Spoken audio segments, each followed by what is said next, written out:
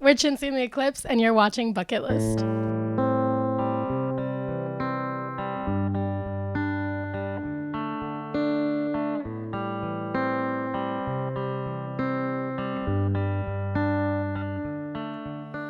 Welcome back to Couch Sessions, where we get to know Montreal local bands on my couch. I am Liz Imperiale, the boss of Bucketlist Music Reviews, and I'm sitting here today with Cinzia from Cinzia and the Eclipse, and Will. Hi guys. Hi. Thanks so much for joining me today. I'm so excited. You guys are our first episode of 2020, so this is kind of cool. Damn, and I'm really happy. Yeah, I'm really happy to have you. And Will, you're actually, I just found this out like 5 minutes ago. You're the newest member of Cinzia and the Eclipse. Okay. Yeah, she roped me in. So she kind of like didn't give you the choice. She's like, you're joining this band. Yeah, no, send help.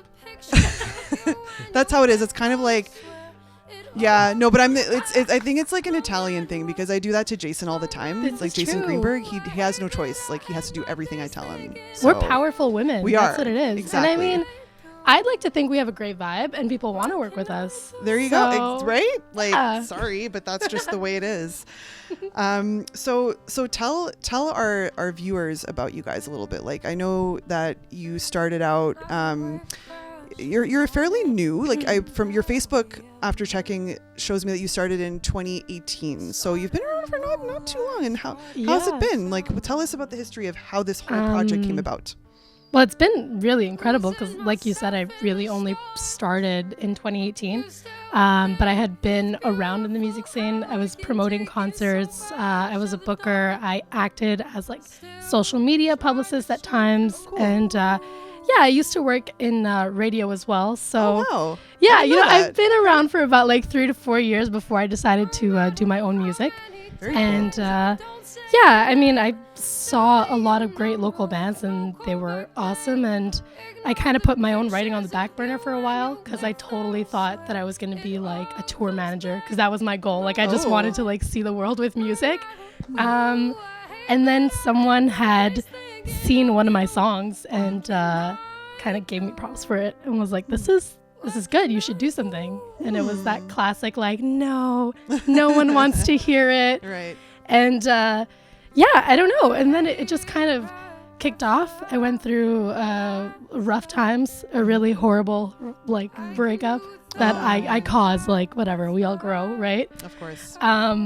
So you Taylor Swift this person basically with your music. I wouldn't say that. I feel like she gets kind of mean. I don't feel like I've been mean. No, I don't think so. Listening to your music, you don't sound mean at all. You actually sound quite the opposite. Oh, thanks. Yeah, I try to be sincere. Okay. And, I try to do everything in my life, like including everything that I do with Cinzia and the Eclipse and everyone that I work with. It's really important to me that everything's authentic and not done with bad intentions. Mm-hmm. So that means a lot to me because I like being sincere and I like coming across like the way I truly am. And which I feel like good. sometimes it's hard. Oh no, you're a sweetheart. Like even I just love your talking voice too. It's so like thanks. Sweet and it's very radio friendly. I can hear that now. That's I didn't amazing. know you were a radio person, so that's awesome. Yeah. Okay. Very cool. Okay. And is there any like do you have a specific person that you've looked up to before you started really getting more involved in music? Like anybody that any mentors that kind of, because you said that you had somebody that said you should do this. Like who was that? One of your mentors or people that influenced you to, like, who are your influences? How did this go about? I don't think when I started I had too many mentors per se, like in front of me. Mm-hmm. But I mean, growing up, I've always had a raspy voice. Mm-hmm. Like I was like 13. Thank you. My God, now everyone loves it. Yeah, I love it. But like, growing up when you're like 10 to, I don't know, like 14, it's hard. Like I've had teachers ask me if I smoke. I've had people be like, oh, you should be on a sex line. And I was just going to say that. Yeah. I mean, like now I'm 25. I'm like, oh, actually. But, at 12, 14, that's a weird thing to hear, Oh, for sure. Yeah. But yeah, I think I kind of I grew into myself. I owned whatever I was doing. And I mean, back to your question about influences, Janis Joplin was like the first raspy voice that I ever heard. And I was like, oh my God, I'm her, but like not. But it was just like that first time that I was able to connect to someone. And the fact that she wrote so raw, and like if you watched her live shows, she's a force. It's amazing, and it's completely natural and raw, and it's unapologetic, and that was like definitely one of my biggest influences. But yeah, I think honestly I'm super influenced by the Montreal music scene.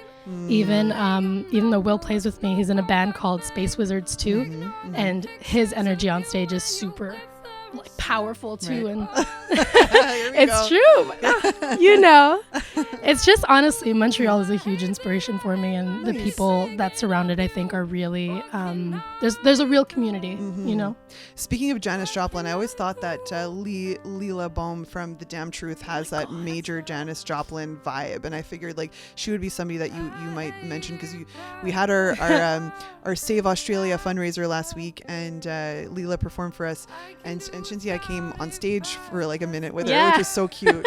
And I was like, oh, everybody's together, this is awesome. So I figured she would be somebody that she does have that Janice vibe to that, like amazingly beautiful voice. And again, that sense of community in Montreal. Like I was just there, we were just there as like spectators, and then like come on stage. There you go. I mean, you're not going to say no. Yeah, of course. Is there any exciting moments that you've encountered while being in this project, in this band in the last couple of years? Like, what has been your most exciting moment? Because I see that you were on CBC, I think, at one point. We're on Global Montreal. Yes. And there was like a few things I was pretty impressed. Yeah. So tell me about those. I think that's another reason why it took me so long to pursue my own music, because I don't half-ass things. Can I say ass? Oh, you can swear as much as you want. Okay. I don't fucking half-ass it. Okay. I don't. There you go. So yeah, I think before that, if I wasn't fully in it, I wasn't gonna do it. So the second I went public with Cinzia and the Eclipse, I was like, okay, let's go. Like, we're grinding. We're getting our name out there, because I've seen so many bands put out music and then just be like, oh, it's out there, now what? When like I was working with bands, I was like, no, like now's where you should push and like make your name heard, because no one's gonna push you as much as you are, like as an artist, Of course. So I think one of this is so ironic, because one of the most memorable times was when I didn't push myself at all and things just worked out. But yeah, so because I had been involved in music for a while, I'd made a few connections before I was an artist, and then when they found out I was doing music, it was kind of easier to enter those circuits a little bit, because they already knew me as a person and not as someone being like, hey, listen to my music. You know what I mean? But we were playing a show in Ottawa. This was last December. We were playing with our friend Honora, and we opened up for her. And we had just released our first single, Out of Love, maybe a few months before. And I felt like it was dying out. Like, it got on a few indie playlists, but nothing major, which is fine. And I expected it. It was the first single. It was the first time. It takes time. Yeah. Exactly. Yeah. So I had just put out a song called No Matter and figured we just need content. We just need a song out there. Right. It was a quick, like, hour recording, just to kind of like fill the void kind of thing. And then less than 24 hours later, I was like, yeah, like, fuck this. I'm going to take it down. I feel like I just released music and didn't have a plan. Like, that's not, I always told bands not to do that, like plan your stuff, push your stuff. Totally. Yeah, but so we came back to the Airbnb after that show, and I like opened up my Spotify for artists, and I looked at it, and it had like 987 streams. Oh, very cool. Yeah, in like 12 hours. Bad. And I was like, not bad at all. Yeah, I was like, how did that happen? No one knows us. This is weird.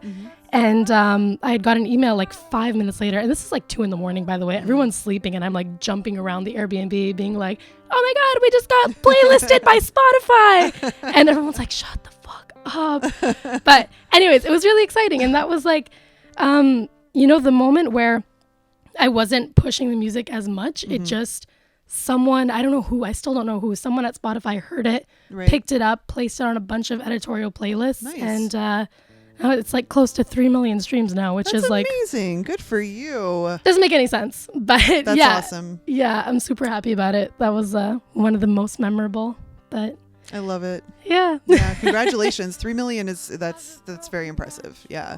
Yeah. That's amazing. Yeah. Spotify is so good for that. I mean, I know a lot of musicians like to trash Spotify, because yes, you don't make a whole lot of money from it, but you know what? Anything that you put out there is good. It's good promo. And as somebody who also does PR as well, like I know exactly what you're talking about with having a plan and getting your stuff out there and having like a structure, basically. Yeah, exactly. So yeah.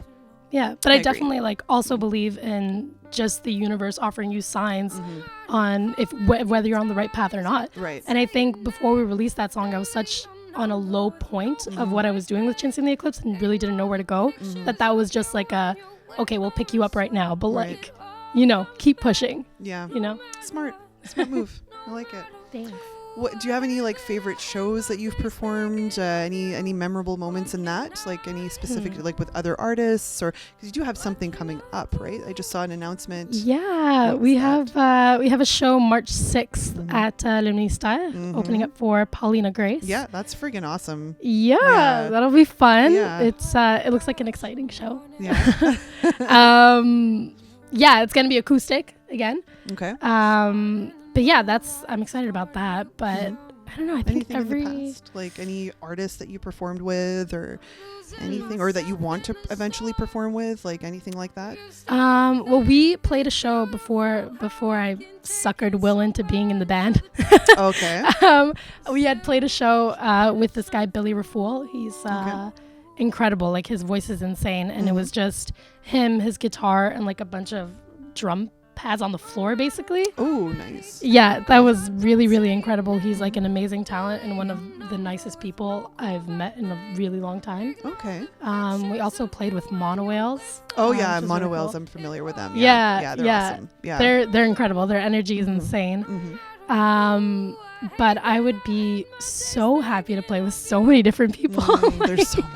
I know, I'm like trying to wrap my head around it right now. Well, this is kind of where this is going to kind of go towards my last question is, what is left on your bucket list as an artist, as a band? What do you have that you want to accomplish on your bucket list? So much. So much. Bring it on. Tell us.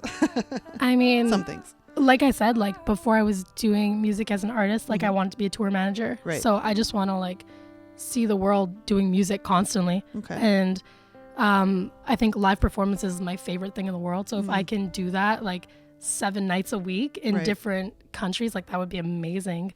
That's 100% what I'm working towards. And just putting my little drop on this world and affecting people. Okay. That's beautiful. I love hearing artists when they say that. Like, we just want to affect people. We want to like touch people and have them be like inspired by this. So that's awesome. Well, the next, I know you saw this coming. I kind of like warned you about it before, but we do have a song challenge for every couch review. And what this entails, I'm just pulling up my songs here. What this entails is, I don't know if you've watched any previous episodes, but we basically give you 4 songs, 4 classics. You have to choose one and play it on the spot. So I've got 4 that you can choose from. I'm gonna name them right now. Okay. So pensive. God. we have Every Breath You Take by The Police. Don't You Forget About Me by Simple Minds. Sweet Dreams by Eurythmics, and Another One Bites the Dust by Queen. Man, I'm kind of down for anyone. Because I feel like your voice would go with a lot of these, so that's why I picked. Yeah. So I picked these. So pick one, and then we will have you play it on the spot. Cool. So which one would you like to do? I'm impartial to all of them. Will, is there a... They're good choices. Yeah. I thought it was going to be like, I know like one, and then the rest are going to be like. Because we've had bands be like, we don't know any of those, what do we do? And then they would freak out. So yeah. So I'm glad you like these. Yeah. We could do Another One Bites the Dust. It's kind of fun. Can I have the lyrics in front of me? Yeah, we're gonna get you all prepped up. Nice. Okay, so we're gonna have Cinzia and the Eclipse play Another One Bites the Dust by Queen. We're Cinzia and the Eclipse, and we're gonna attempt Another One Bites the Dust by Queen.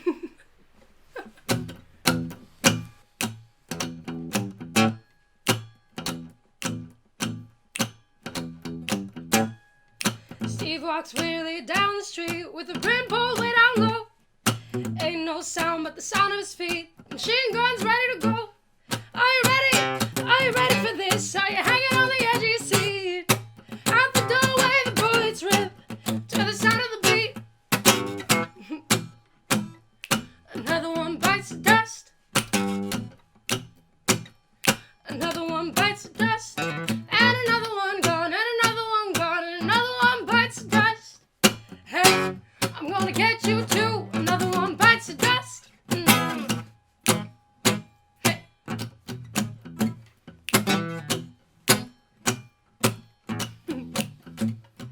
How do you think I'm gonna get along without you when you're gone?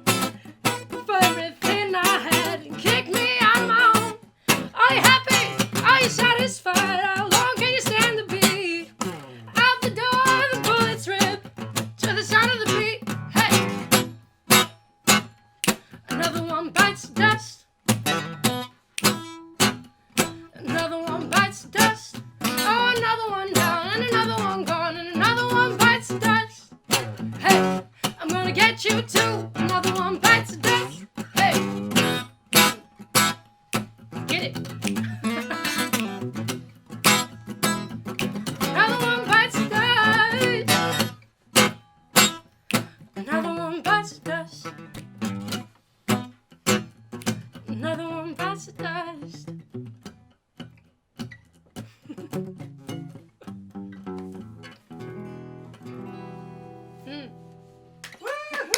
Yes. We're all fucking done. And that's another session on the couch with. Cinzia and the Eclipse. So tell us where can we find you guys on the interwebs? We're everywhere on the interwebs. I guess Instagram is the best place at Cinzia and the Eclipse, Cinzia. And Facebook, same thing. Spotify, we're there. Apple Music, everywhere you listen to music, we're there. Perfect. And you can find all bucket list stuff on Instagram, Twitter, Facebook, and our website. And that is bucketlistmusicreviews.com, Bucketlist MR on Twitter, Bucketlist Music Reviews on Facebook, Bucketlist MR on Instagram. Thanks so much for watching, guys. I'm